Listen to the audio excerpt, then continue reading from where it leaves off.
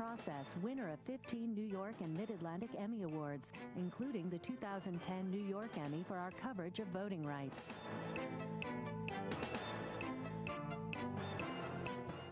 I said, we got to keep our word with the people. This is what we promised. So I got it, and I got most of the improvements and reforms that I wanted. He was New Jersey's 45th governor and its Chief Justice. It's his name on the State Justice Building, his likeness on statues at Seton Hall Law and the State Bar. And it's his story now being told in an intimate new biography. The remarkable Richard Hughes, on the docket for this edition of Due Process. Major funding for Due Process provided by the New Jersey State Bar Foundation, committed to educating the public about the law. And by the Fund for New Jersey, supporting informed citizens for an effective democracy. Additional funding provided by the PSCG Foundation and the Thomas and Agnes Carvel Foundation.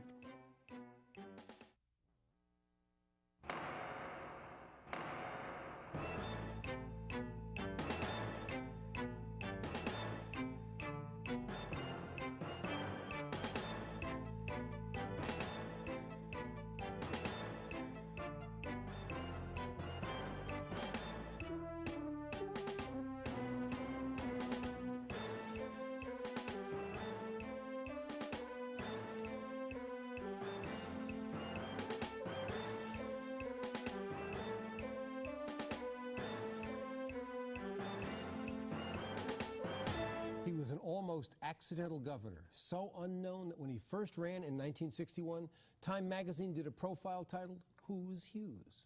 But that question over the next 18 years would be answered in a really big way. He not only won that race, but he served 2 terms as governor, then 6 years as Chief Justice, the only person to have held both jobs.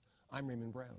And I'm Sandra King, and today on Due Process, we remember the inimitable Dick Hughes, not only because he's a hard man to forget, but because a new biography reminds us that Hughes, without wealth or an impressive education, was able through his own efforts and a good bit of luck to achieve great things.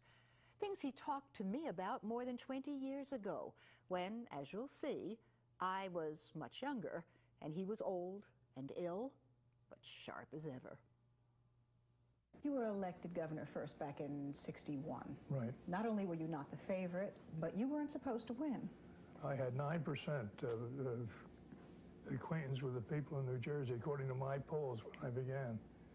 But I outworked my opponent. I got around, and he was a nice man, but not a backslapper, not a politician. And he would read from a prepared address to people, and it just didn't turn them on. He had been a Secretary of Labor? In the Eisenhower cabinet, administration. Yeah. And he was a nice, very fine, tall, handsome man, much better looking on the billboards than I was. But he was heavy, and he didn't like to move. He couldn't move around like I did. And I moved. I learned a lot in that kind of campaign, and I think I got a lot of votes that way.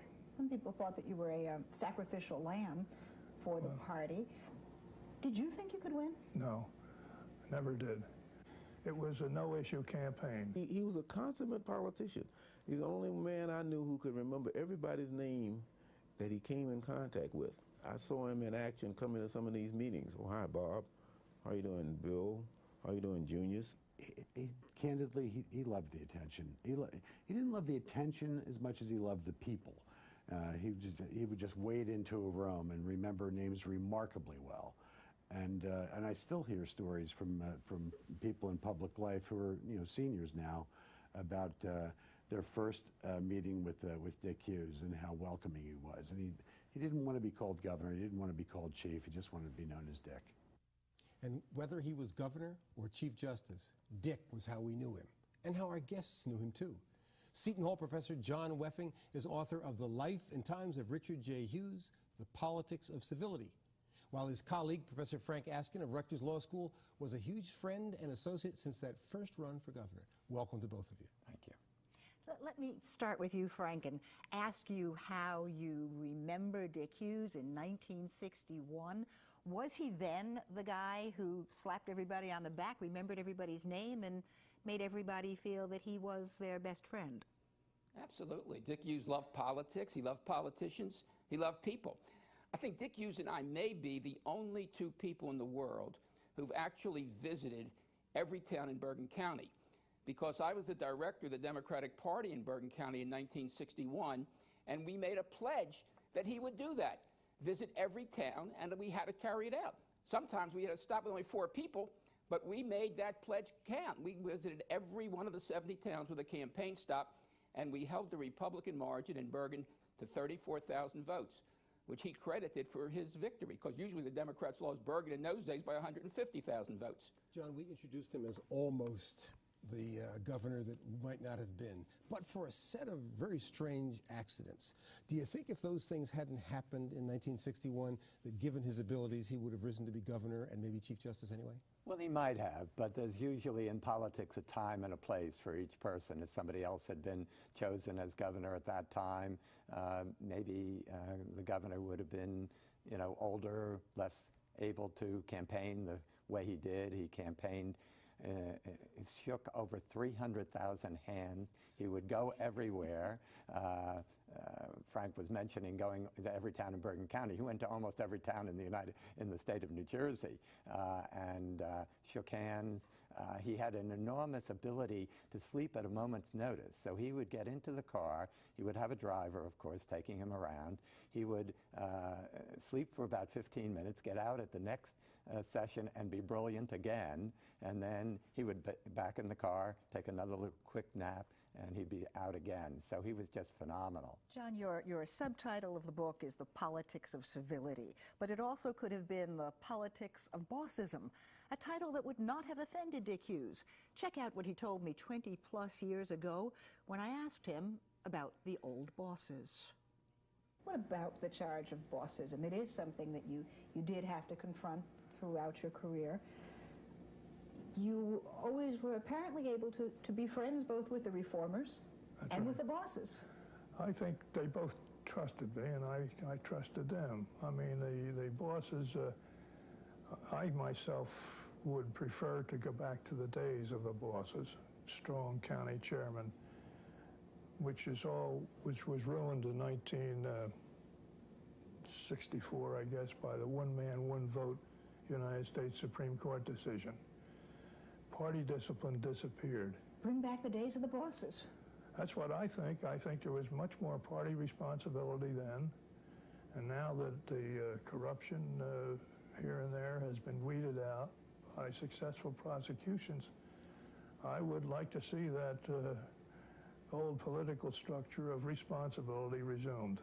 Can you have the strong, iron-fisted county boss without having the corruption? Haven't the two always gone hand in hand? Well, they have, but I don't think there was sufficient, the eye of the media, for instance, was not on them like it is now. And thank God for the fact that no one in my public career, now assistant U.S. attorney for 5 or 6 years, judge for 10 years on the county and superior court judge, governor, and then Chief Justice, nobody ever offered me so much as a ham sandwich. I think you knew that with Dick Hughes, he was going to try to do the right thing. He was going to try to do justice. And that was a nice thing about him, and it was a reputation that will live on. Frank, you're a guy who has always been known as a reformer. So despite your, or maybe because of your close alliance with Hughes from the beginning, are you surprised to hear his adamant defense of bossism? Well, as I said before, Dick Hughes loved politics. He loved politicians. He probably was too trusting of them. I think some took advantage of him. But he loved the process. He was an organization man. But he thought he was doing good. And he was also a mediator. You know, I once worked for Congressman Frank Thompson, who came out of Trenton, and he used to call Dick Hughes 2 buckets, because he could carry a water bucket on each shoulder and never spill a drop, because he got along with everybody, and he mediated with everybody. And he thought everybody would, come along and get together, and he thought that's what politics was. Everybody was going to do good. But maybe sometimes he was too trusting, that's all. John, let me ask you if you think that clip of Dick Hughes? Was he being provocative with me, or do you think he really believed that bossism led to better, more efficient politics and government? Well, I think probably he did. Remember, he was a leader himself. I mean, there's always the question, is it term should be boss or leader? His father had been Burlington County leader for many years, Democratic County leader, and he was Mercer County Democratic leader. And he felt that in those roles he did good things. Now, maybe some of the other leaders slash bosses weren't so good at what they were doing, but he certainly felt that he led leadership to his own county, brought in good people to work within the county, and so believed that the other county leaders were helpful to him. And he wasn't afraid of the word boss. He wasn't afraid of the word boss, no. Which makes him different from a lot of other politicians who may love bossism even more. Well, that's true. That's true. You know, being governor is always something of a roller coaster, but it's unlikely that Hughes faced any greater challenge than he did in July 1967, when Newark was erupting in rage, and it was up to Dick Hughes to respond. Martin Luther King called me from Tampa during that riot, and he offered to come up here with 50 of his young men with badges on their arms, peacekeepers, and I forbid him to come because I thought he would have been assassinated here if he came to Newark. There was a very ugly feeling in Newark on the part of the whites as well as the blacks. We lost 26 people, most of them innocent, just caught in the crossfire. You said you have no regrets about bringing in the state police, bringing in the National Guard. And yet there were statements that you made at the time that infuriated some people in New Jersey. There is a line between the law and the jungle, you said, and it might as well be drawn here. Yeah. That's not characteristic No. Dick Hughes. No, it wasn't. I was upset, very worried about the town, and I was frightened. And I thought that it called for some tough talk at that time. I think it's time that the American people, I think they're pretty tired of this cloak of civil rights activity shielding this criminal activity. I just think he got caught up in it. He wasn't a bad guy. I think he had the best intentions in mind. But I do think it got away from him. The police rioted. So instead of protecting property, which they were supposed to be doing, they went after the people. So we have to hold someone accountable for that, because there were several people killed, and they were all killed under questionable circumstances. So who's responsible for that? Well, Frank, let me ask you that question. Should Dick Hughes have been held responsible? And why is it that he seemed not to have been, except in certain progressive circles, certain Newark circles? It did seem that he kind of got a free ride on this, as he did on his support of the war. Well, first of all, I think a lot of people thought that the Newark riots was really a police riot, but that was the Newark police that we felt were rioting. I don't think the state police were part of that. I think they may have been. Actually, Frank, if you look at the riot reports, the state police take the hardest hit. Yeah, but as I say, I think, Dick Hughes was in a band. Interestingly, a year later in the Plainfield riots, I actually sued Dick Hughes, who I had worked for in '61. But in '68 in Plainfield, he ordered the search of 68 apartment units in a garden apartment in Plainfield looking for allegedly stolen rifles. And I wound up suing Dick Hughes for illegal searches by the state police. John, we and still have this interesting question, I think, of the extent to which Hughes managed to get past what might otherwise have been scathing criticism. My dad loved him, was vice chair of the Riot Commission. The Riot Commission talked profoundly and accurately and scathingly about structural inequality in state government, but it didn't really go after Hughes.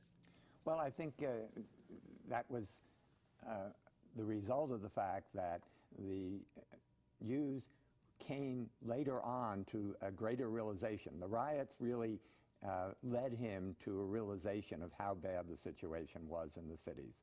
And subsequently, he went to the legislature and got a lot of support for many different programs to respond to what had happened. He called it a renewal speech when he went before the legislature. And I think he felt that he couldn't have done anything different. He got a call in the middle of the night after 2 days of riots. He had went to bed thinking that things were fairly calm at that moment. The rioting got worse during the middle of the second night. He got a call from Adonisio saying, "My city is burning down." He felt he had to send in the state troopers. And he was the one who pulled out the state troopers sooner than some of the people wanted to. The head of the state police wanted to stay in Newark longer, and he said, "No, we're pulling out now." So John, 67 was a big year for Dick Hughes as governor, and 68 was a huge year for Hughes as politician on the national scene. But before we talk about how he almost ran for vice president, let's talk about how perhaps improbably he did become New Jersey's Chief Justice. Governor Cahill, even though he was a lame duck, put out the news that he was going to appoint a new Chief Justice. And the Democratic senators put out the word publicly as well that he wasn't going to get the new Chief Justice confirmed. They wouldn't go for it. They said it should wait for the new governor. So I guess Cahill looked around and figured he couldn't get anybody confirmed except me. You don't think you were the first choice on the list? I think it was a first choice, but of necessity. Took the state by surprise. It did. It took everybody, especially the lawyers, by surprise.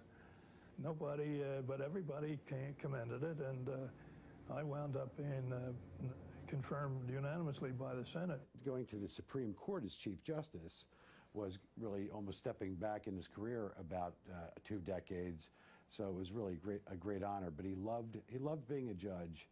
And he loved being a lawyer's judge. You know, he cared about the profession, he cared about the law and the dignity of it. One of his great sayings was borrowed from Dean Roscoe Pound at the Harvard Law School. And I paraphrase, "The edifice of the law is so magnificent that if one can point to one stone therein and say, 'The work of my hand is there,' you will have accomplished much." And he cared very deeply for justice and equal protection and due process. He was a very gentle judge, a very gentle justice, but very firm. He was a creative and innovative justice, but always respectful of the opinions of his colleagues on the bench. Frank, it's obvious that he was a beloved and skilled politician and governor. Once he becomes Chief Justice, does he have a separate legacy from that 6-year period as the Chief Judge in the state of New Jersey? Oh, absolutely. I think he was a great Chief Justice. And as a matter of fact, he was able to accomplish things as Chief Justice he couldn't accomplish as governor. As governor, he wanted to get a state income tax through. He couldn't do it. The legislature wouldn't let him do it. But as Chief Justice, he ordered the legislature basically to enact an income tax in order to fund New Jersey's public schools. And then, of course, the Mount Laurel decision came on his watch, ending suburban housing discrimination to require affordable housing in suburban towns. These were 2 of the most important judicial decisions in New Jersey history. They both came on his watch. John, do you agree or disagree? I agree that those were 2 of the very major and important decisions for New Jersey. But I also want to point out that probably for the national scene, his decision in the Karen Ann Quinlan case was probably the most noted decision he wrote. And he fought to make sure that was a unanimous opinion. This is right to die. This is right to die. Something we hadn't seen. No state in the nationally. country had dealt with the issue of right to die. And when Karen Ann Quinlan went into a coma and went into a persistent vegetative state, her devoted parents wanted to remove the life support system. And the trial court had ordered that they couldn't because she wasn't brain dead, even though she was in a persistent vegetative state. And Governor Hughes, using the right of privacy concept, determined that she had the right to decide, and her parents had the right to decide, in lieu of her ability to make the decision, that they could remove the respirator.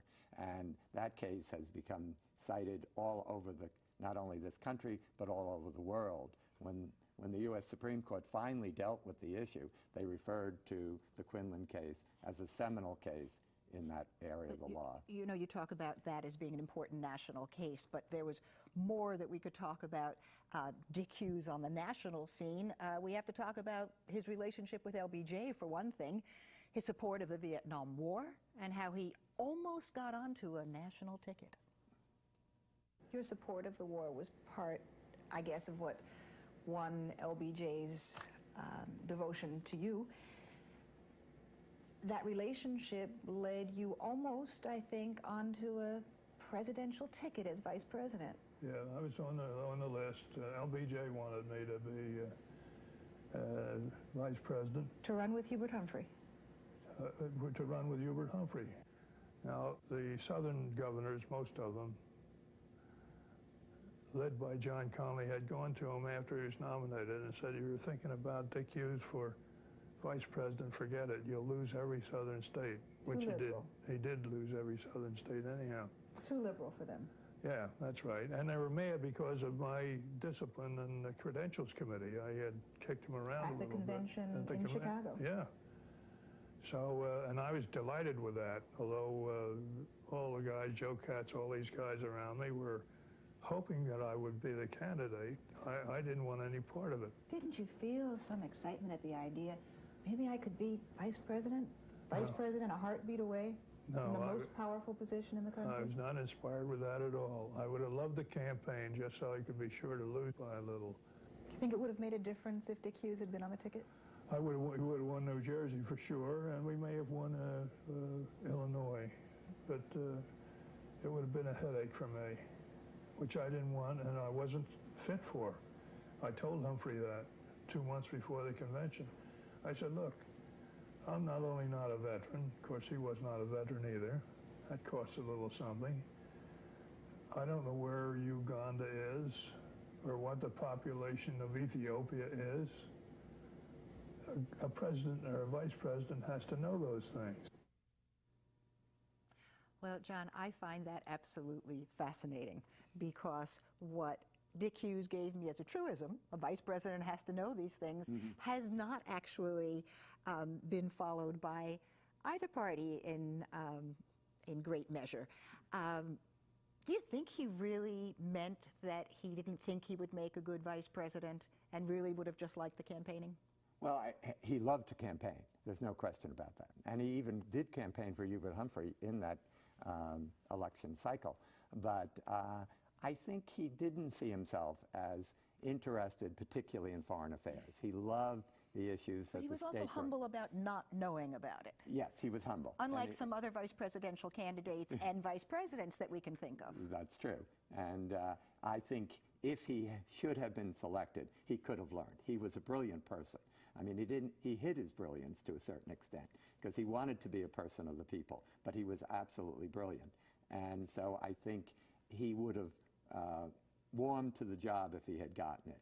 But in reality, it may have been good for him that he didn't get the nod to be the nominee. We wouldn't have had him as Chief Justice. We would not have had him as Chief Justice. He loved his position as Chief Justice. But John, did anything matter more to Dick Hughes than that huge blended family that he and Betty made together?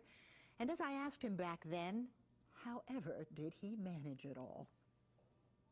To find time for 10 children and a wife whom you adored as governor, the strain and the tension and the distractions must have been so intense. Well, she took most of that off my shoulders. All during the time I was governor, I was a ham running around the state here and there. One time I didn't have dinner at home once in 2 weeks. And all the time she was taking care of the children and guiding them and running the affair, for which she told me afterwards it was a very hard 8 years for her. She wouldn't want to do it again. And then when she became ill in Florida, years later, I confessed to her my regret that I had done this, you know, gotten occupied with public life and the judgeship and so forth, and let the whole burden rest on her. She said, forget it. The way you've taken care of me these last 2 years, we're even. I forgive you for everything. An extraordinary private life of an extraordinary public man. with thanks to my colleagues, Seton Hall Law Professor John Wefing and Rutgers Law Professor Frank Askin. That's it for this edition of Due Process, but we'll be back next week with more on law and justice. Till then, for Sandy and all of us here, I'm Raymond Brown. Thanks for watching.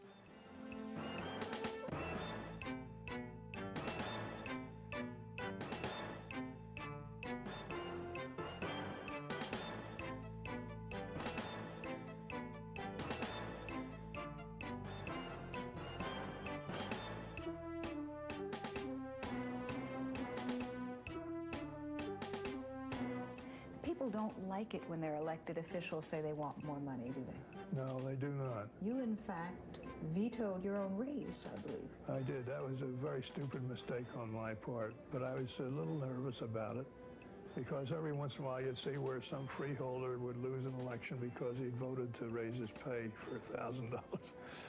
So, and my opponent, Wayne Duman, had put this general bill in, and it provided a good raise for everybody in the executive branch, including the governor. My raise was from $35,000 to $40,000.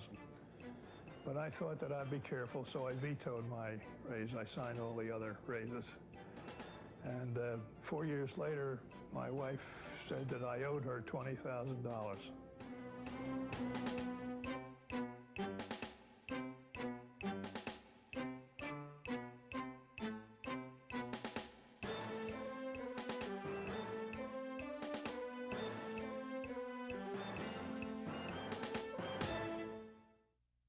Major funding for due process provided by the New Jersey State Bar Foundation, committed to educating the public about the law. And by the Fund for New Jersey, supporting informed citizens for an effective democracy. Additional funding provided by the PSCG Foundation and the Thomas and Agnes Carvel Foundation.